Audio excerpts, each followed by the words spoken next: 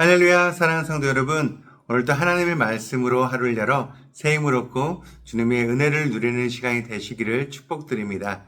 오늘 우리가 함께 보실 말씀은요, 에스라서 8장 31절 말씀입니다. 첫째 달 12일에 우리가 아와 강을 떠나 예루살렘으로 갈새 우리 하나님의 손이 우리를 도우사 대적과 길에 매복한 자의 손에서 건지신지라. 사랑하는 성도 여러분, 너무나 좋은 아침입니다. 오늘 하루도 주님의 십자가 은혜 안에서 평안하게 시작을 하셨나요? 매일 아침 우리가 눈을 뜨면 우리에게는 참 할 일이 많이 쌓여 있습니다. 우리 성도들의 일상을 보시면 직장에서 살아남기 위해서 너무나 열심히 일을 하시고 가족들의 뒷바라지를 하느라 정말 수고가 많으시죠. 그렇게 피곤하고 분주한 하루하루를 보내다 보면은 우리도 모르는 사이에 세상의 가치관에 따를 때가 있습니다. 남들도 다 이렇게 사는데 뭐 어때 하면서 하나님의 백성으로서 꼭 지켜야 할 마음에 선 그 영적인 성벽이 조금씩 무너져 내리는 것을 우리는 가끔 경험하게 됩니다. 오늘 우리가 함께 나눌 에스라 7장에서 10장까지 말씀은요, 바로 이렇게 세상 속에서 영적인 경계선이 무너져버리는 우리를 향해 주시는 하나님의 따뜻하고도 단호한 처방전 같은 말씀이십니다. 무너진 우리 마음을 하나님께서 어떻게 다시 튼튼하게 세워주시는지 그 크신 은혜를 우리 함께 나누어 보겠습니다. 이스라엘 백성들이 포로 생활에서 돌아와 무너졌던 예루살렘 성전 건물을 다시 지은 것이 에스라 앞부분의 사건입니다. 그런데 건물이 완성이 되었다고 끝난 게 아니었어요. 성전 건물은 세워졌지만 그 안에서 예배를 드리는 사람들의 마음과 삶이 아직 온전하게 회복이 되지 않았기 때문입니다. 그래서 하나님은 성전이 지어지고 약 60년 가까운 세월이 흐른 뒤에 영적인 대수술을 위해 한 사람을 준비시켜 주셨습니다. 바로 제사장이자 하나님의 율법에 아주 능통한 학자였던 에스라였습니다. 에스라는 페르시아 왕인 아닥사스다의 전폭적인 지원을 받으며 두 번째 귀한 무리를 이끌고 예루살렘으로 향하게 되었죠. 그런데 여기서 참 놀라운 사건이 하나 벌어지게 됩니다.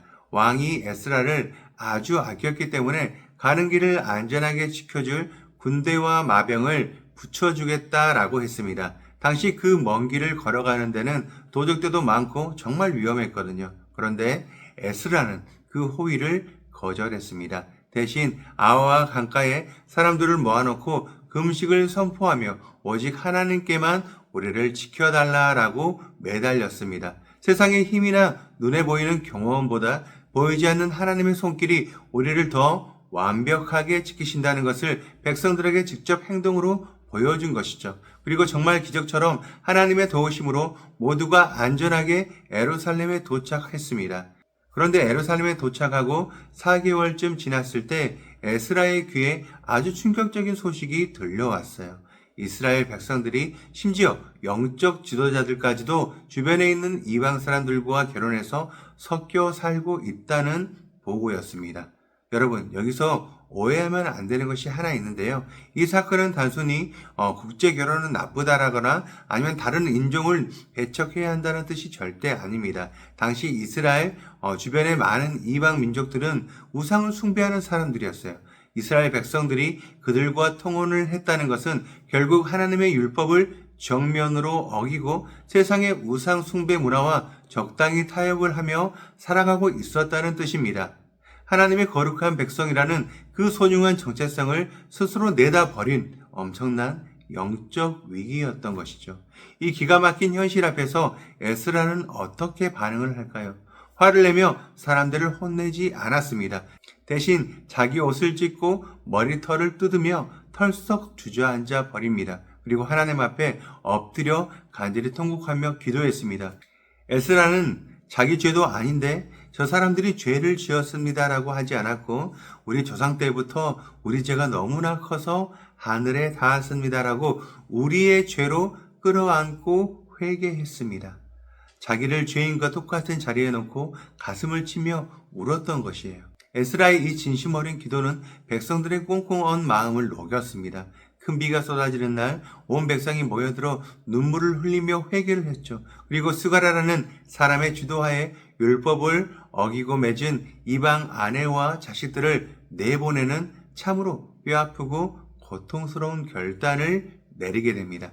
가족을 끊어내는 것 얼마나 살을 도려내는 듯이 아팠겠습니까? 하지만 하나님과의 관계를 다시 바르게 세우기 위해서는 내가 꽉 쥐고 있던 잘못된 것들을 피눈물이 나더라도 끊어내는 철저한 결단과 순종이 그들에게 필요했던 것입니다. 그렇다면 이 은혜의 말씀, 때로는 무섭도록 단호하게 다가오는 이 진리의 사건을 믿음으로 받아들인 성도는 오늘 우리의 평범하고 치열한 일상에 어떻게 적용하며 우리는 살아가야 할까요? 첫 번째입니다. 내 눈앞에 보이는 든든한 안전장치보다 눈에 보이지 않는 하나님의 선하신 손길을 더 확실하게 의지합니다. 우리 사랑하는 성도 여러분, 에스라가 그 험하고 먼 길을 가면서 페르시아 왕이 내어주겠다는 군대와 마병을 거절을 했다는 것을 한번 떠올려 보시길 바라요. 가족들과 어린아이들 그리고 성전에 바칠 어마어마한 금은 보화를 가지고 가면서 경원 하나 없이 길을 나선 것입니다.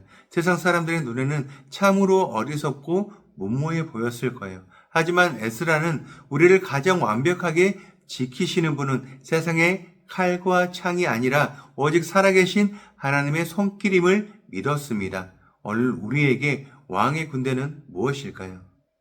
우리는 무슨 문제가 터지면 당장 눈에 보이는 이런 것들부터 찾으며 안심하려고 생각을 해요. 하지만 오늘만큼은 여러분을 답답하게 하고 불안하게 만드는 그 문제 앞에 잠깐 멈춰 서시기를 바랍니다. 그리고 세상의 지혜나 인간적인 계산을 내려놓고 이렇게 기도해 보시길 바라요. 하나님, 제 눈에는 지금 당장 저를 지켜줄 보병과 마병이 보이지 않지만 우리 가정과 일터를 지키시는 분은 오직 주님이심을 믿습니다.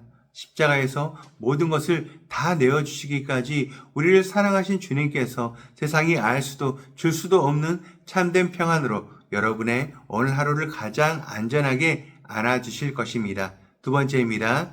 하나님과 나 사이를 가로막는 익숙해진 타협과 죄악을 십자가의 은혜로 과감하게 끊어냅니다.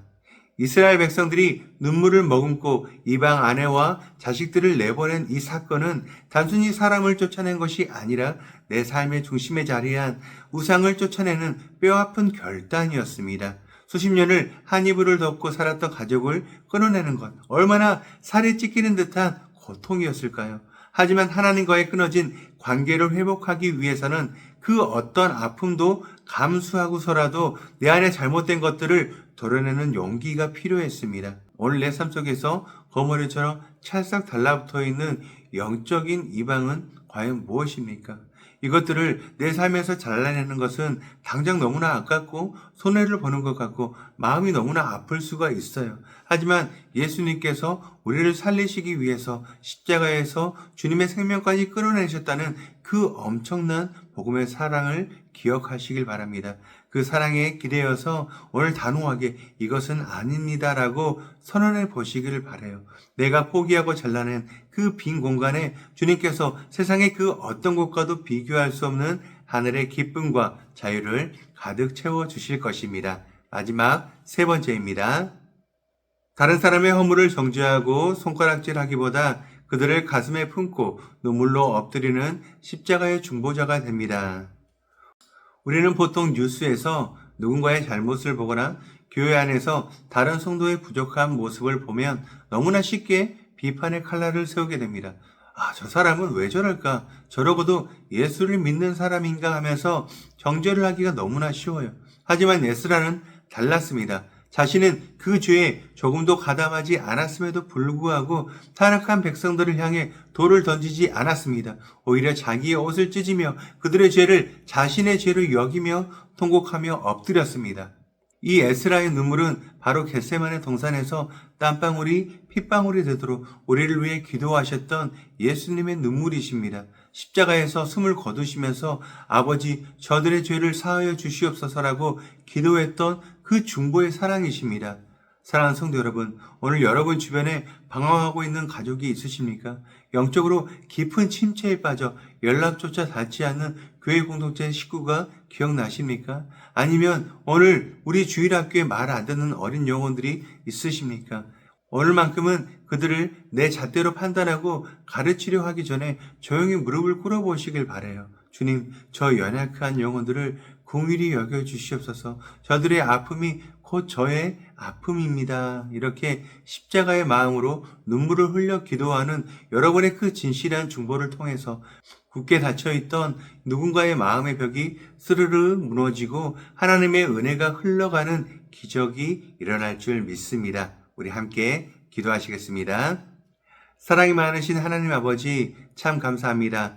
매일 우리의 바쁜 일상 속에서 저희도 모르는 사이에 세상과 타협하며 영적인 마음의 벽이 다 무너져 있었음을 고백합니다. 아무 자격 없는 우리를 살리시기 위해서 십자가에서 모든 죄를 대신 짊어지신 예수님의 그 크신 사랑을 오늘 다시 우리의 마음 가운데 새깁니다.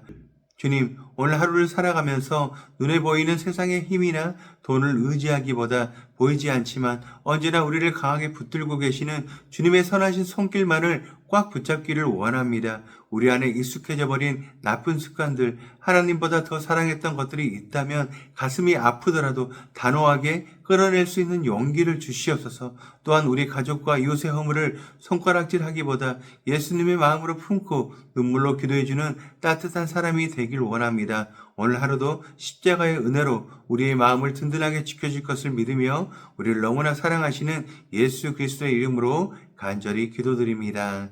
아멘. 오늘 우리가 함께 기도할 도구기도 제목은 예배를 통해 하나님의 영광을 선포하는 교회가 되기 위하여입니다. 첫 번째, 예배의 감격을 통해 힘과 능력을 공급받는 교회가 되기 위하여 우리의 몸을 거룩한 산제물로 하나님께 드리는 온전한 예배가 회복되도록 예배를 인도하는 목사님들과 순서를 맡은 이들과 모든 성도님들이 오직 하나님의 영광이 선포되고 하나님께서 영광 받으시는 예배로 드려지는 하나님의 임재를 경험하는 풍성한 은혜를 누리도록 기도하시기 바랍니다. 두 번째, 삶을 온전히 주님께 올려드리는 교회가 되기 위하여 우리의 모든 것이 하나님께로부터 왔다는 것을 인정하며 마음과 삶을 하나님께 온전히 드리는 영적 공동체가 되도록 행함과 진실함으로 지역과 이웃을 섬기어 살아있는 복음을 전하는 아름다운 교회가 되도록 기도하시기 바랍니다. 이어서 육신의 질병으로 고통받고 있는 교회 식구들, 경제적 어려움을 겪는 식구들,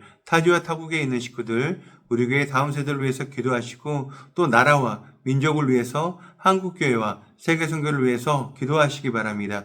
그리고 우리 담임 목사님께서 상반기 안식년 기간 동안 주님 안에서 온전한 힘을 얻으시고 영육이 강건해지는 시간이 될 수 있도록 기도하시기 바랍니다. 끝으로 오늘도 주님과 깊이 교제하시는 하루가 되길 소망하며 각자의 기도 제목을 놓고 기도하시겠습니다.